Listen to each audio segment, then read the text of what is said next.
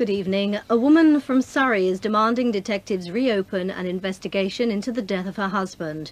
Relatives of Melvin Parker believe he was murdered and did not commit suicide, which was the finding of an inquest. The 41-year-old was found off Brighton Marina 2 years ago. His body was weighed down with bricks. His widow, Patricia, who comes from Guildford, says she's uncovered new evidence. She believes he was pushed from a boat. Brighton police say they will study the new information. It's being claimed that fares on some of the region's rail routes could double after privatisation. South West Trains and Great Western are among the first rail companies up for sale. Today's Independent on Sunday claims new rules could prevent thousands of passengers from stopping off during their journey unless they pay for extra tickets.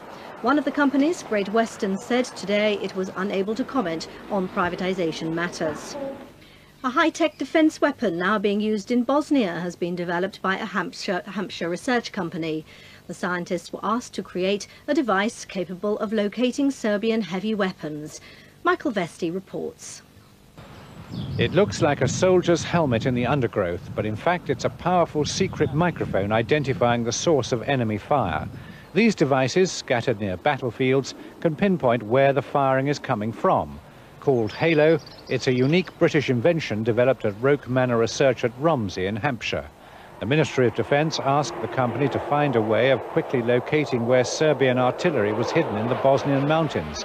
By using Halo, UN peacekeeping forces were able to establish that the Serbs definitely fired the mortar bomb that killed many in Sarajevo recently.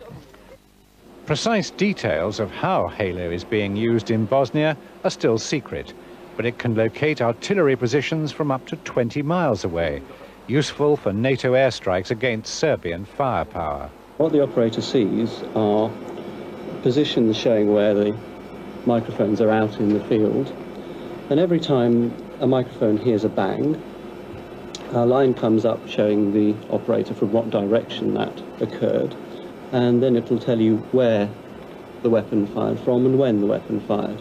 Halo is 5 years ahead of any other similar system, and the company is hoping to win export orders with it. The Americans are already interested.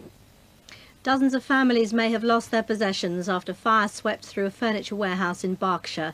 The blaze badly damaged Andy's removal on Fish Ponds Road in Wokingham, destroying £500,000 worth of property which had been put in storage. And police in Bracknell are investigating a fire which has left a couple homeless. The blaze broke out this morning in a flat at the Bay House Apartments in Bulbrook. People across the south who suffer with bone problems are being offered the chance to find out more about alternative medicine. The region's osteopaths are offering what they call a free human MOT. Kerry Johnston reports. Terry Wellham from Crowthorne has been seeing an osteopath for 3 years. Her back pain started after a routine household chore. Decorating. I was trying to do too much in too short a period of time, and I was scraping thick wallpaper from walls, continued doing it even when it hurt, and it gradually developed into quite a serious problem. Well, it's almost any kind of job really. Sitting with people who sit all day, you often find that they get problems with the neck and shoulders. I see a lot of painters and decorators, and obviously the positions that they have to get into and lifting heavy objects and things can lead to problems. Now osteopaths are offering a human MOT. The idea is to find any weakness or posture problem before pain starts. Osteopathy is a therapy which deals with the structure of the body, the muscles, the joints, the discs.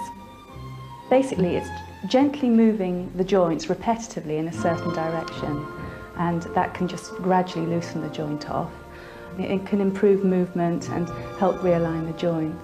The treatment itself is painless and very pleasant, and sometimes there's a little bit of discomfort afterwards, but it always actually eases the problem long term rather than makes it any worse. Cricket in Hampshire and Surrey are playing their final Sunday League match of the season. Surrey need 167 to beat Hampshire, and a few moments ago they were 56 for 4 after 12 of their 31 overs. Heavy rain has affected the number of visitors to this year's Newbury and Royal County of Berkshire show. Organisers say the gate may have been down by as many as 5,000 people.